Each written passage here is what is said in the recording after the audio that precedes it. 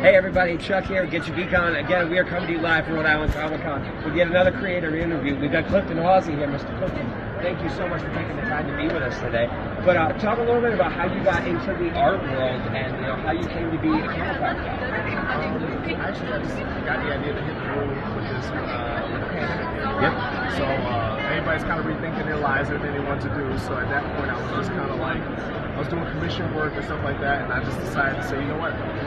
Why don't I just go where the people actually are perching are? You know, it's like a fisherman, right? You go where the fish are biting. Right. You know, so I just wanted to put myself in it. So worked on the brand, came up with the logo, and just started putting out feelers and trying to get my feet wet in the field and all that. So then I just started just creating content, get a social media presence, things like that, and just started taking life on of his own as you just started to go down that path. And I noticed a heavy anime influence here. Is anime one of like the crowning mediums for you growing up? I was one of those kids that, you know, in the mid to late 90s, Dragon Ball Z hit America and we got hooked. You know what I'm saying? We got hooked. And I see you work with multiple mediums here. Is there one that you find to be more preferential than the other, or what is it about working with multiple mediums that you find both difficult but yet entertaining as well? Well, I usually stick with like I do pencils, sharpies, and markers. That's my biggest idea. But at first I was just doing like a lot of Marvel, but that was a heavy influence. Guys like Todd McFarlane, Rob Liefeld, heavy influences when we look at comics. He's much better than Rob Liefeld, guys. Sorry. I love you, Rob. His guns don't look like fans. Jim Lee was my other one. My Mount Rushmore was Jim Lee and Eric Larson as well. You just hey people, Jim Lee. I actually got to meet him in Baltimore, which was okay. Now I'm hating on him. Now I wish bad things for him. But you know, I looked at those guys, line work, the shade, the attention to detail, stuff like that. So then I was drawing a lot of Marvel characters. But then I love villains. Like he's wearing Thanos right now. I love villains. So I started looking for the villains. I started just drawing villains like that because I know a lot of people always drew the heroes, Batman, Superman. So I started drawing the villains, you know.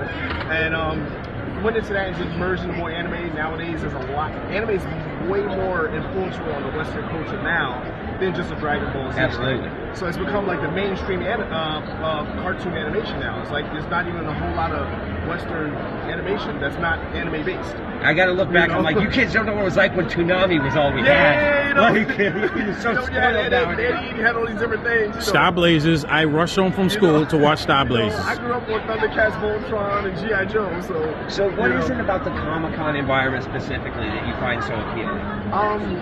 Well, I'm a nerd, so I love nerds. But it's also, when you're an artist, you very rarely are around people that do what you do. Right. You know, so you're always talking to an audience that, you know, they tell you they can't draw a stick figure or something like that. They can't do what you do. So when you're around other creative people, you get these bubbling ideas of just creative things that come over. Like, oh, I like the way they did that. And then your creative starts popping. So it's a good recharge to me, like plugging a phone in a charger. Yep.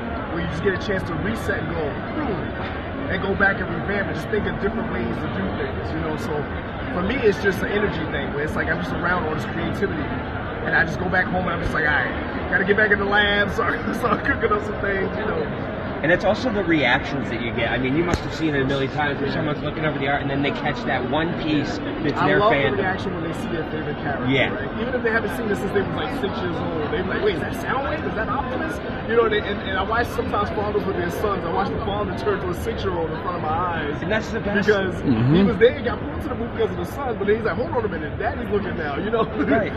And it's just, Comic-Con's like such a judgment-free zone where every fandom has its own place to fit in. But is there any upcoming shows? Obviously, we're going to post all your links here. What's the best way for you to get? Well, this is my last one for the year. So usually for the winter is when I try to cook up things for the following year. Just come up with different ideas. I'll crunch through and binge a couple of animes, try to get a couple of ideas.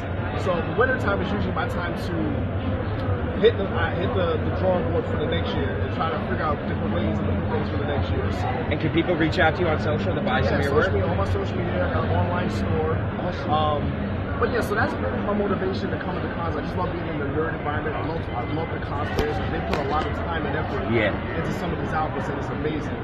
There's nothing better than a cosplayer that is a very obscure character, and when you recognize them, they get so happy because it's like, oh my god, no one knew who this was. And it's just a little moment of connection that you Yes. get with somebody. Like, we've had some of the best conversations here with artists. But I want to thank you for taking the time to meet with us today, man. Obviously, we're going to share all his socials. Check us out, guys. All our interviews from here at Rhode Island up on TikTok.